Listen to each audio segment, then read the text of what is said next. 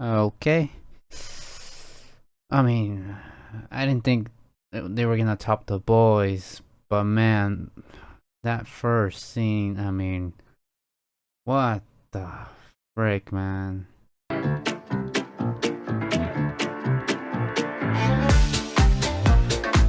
So, oh my gosh, that was a crazy premiere. And I'll be talking spoilers, so be prepared because we're about to get into this, and this show has started phenomenally.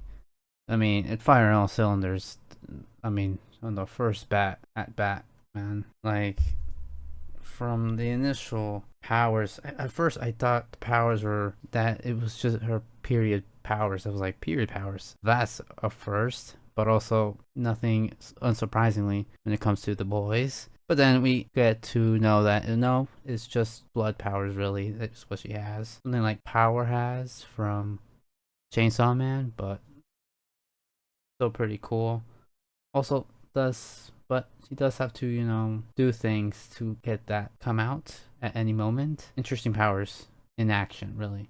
So the show is based on a school named Goddocken University, or God U for short. It's a school for power kids like X-Men. I was intrigued how they were gonna do this of course, with the boys' twist. They knew it was gonna get gory, and they did not disappoint. All the action that happened. First character we meet was, well, Marie. She was the main character of this story, not knowing what was gonna happen in the first episode.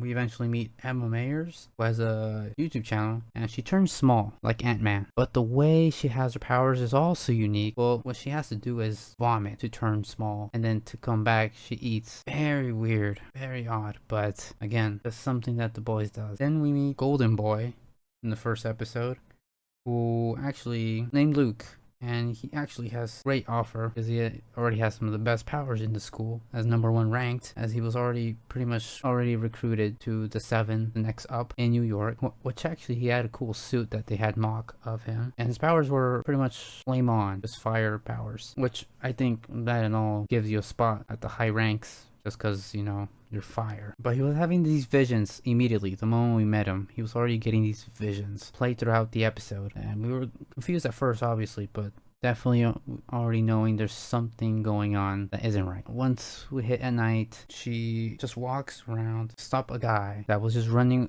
around the campus at night, and they immediately stop him. Her and Flority, or at least the son. First, that was weird, odd, and it was like, what was going on? Which creates the ominous and mysterious around the show already. Like, what is going on truly in this campus? Asking questions, right? Really good though. Really good build up towards everything that's going on. Like, cool, but like, what is going on? Then after that, she tries to join the crime fighting classes, but gets moved towards performing arts, but then gets kicked out just because she doesn't have a social media, pretty much, which does matter in the world of the boys universe. They care very much about this, like a lot. It saves Homelander a lot of times when he's down.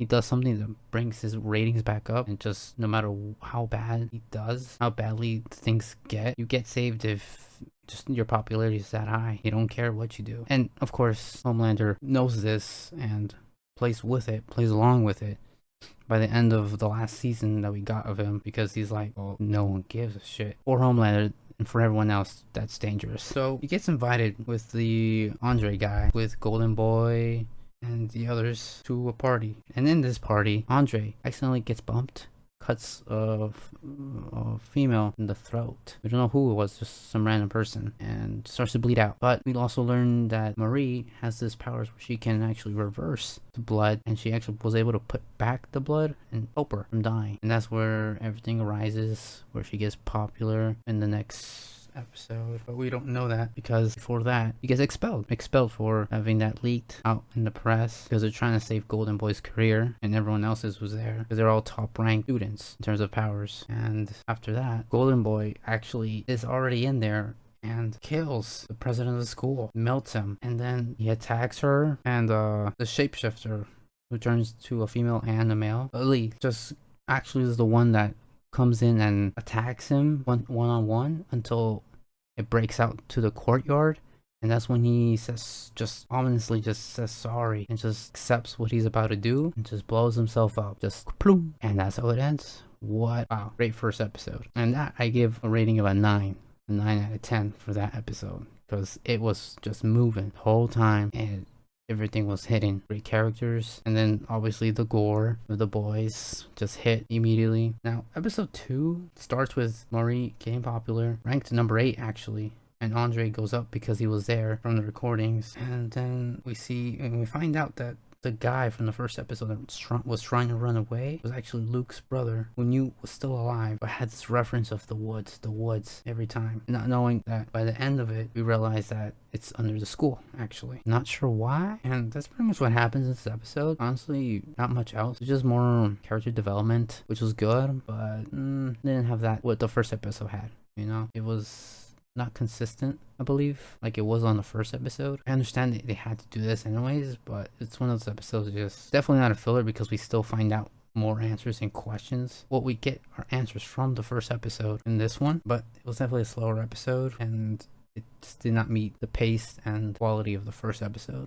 But that was fine. For me, this was a 6 out of 10 for me, but I did like the episode. Episode 3, however, ranks it back up. Everything goes back up here, where they're all meeting up at a gala for donations and for the benefactors, and they're also here for a lot of the other heroes, not heroes but students that come want to join so that they could actually get their ratings go up. And we also find out that Marie's sister doesn't want to do anything with her, and they use that against her in the interview, but somehow still benefits her because she just continues on with the lie in front of the cameras, obviously. But in order to secure her spot, she had to go to this gala as well as the others to try to get votes because they're waiting for the rankings to go up, or waiting for the ranks really in school, because of course it matters.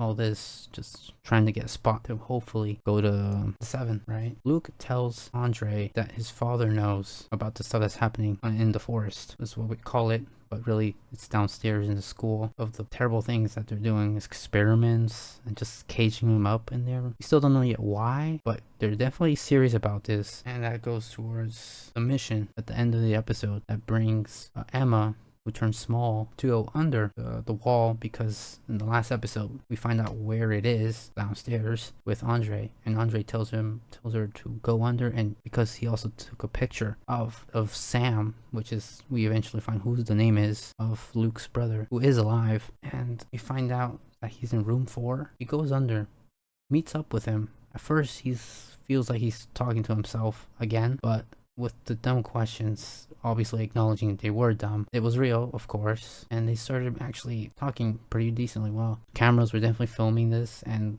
were a bit sus about this. So at the end of this episode, the alarms go off, everything turns to panic. They take him down, but it was one dude only. Why? I don't know. One of the more dangerous guys down there. I mean, it took a lot of guys to take him down, and 2 souped ups people when he was running away in the first episode. Here it just took one guy, but this one guy gets attacked by Emma through the ear and comes out with the earpiece from the other side and just pops out from the other side. It was just a puddle of blood, and it was so crazy visually, just wow. But it was great for the boys, and it ends up with them getting caught, obviously, and that's how it ends. Don't know what happens, but it's intriguing enough because I binge watched this. I'm liking a lot of the characters in this show so far, but I'm glad because The Boys is awesome. This show shows that that same formula works in a different scenario, but in the same universe. And for this rating, I actually give this an 8 out of 10. This one definitely brought it back for me. Well,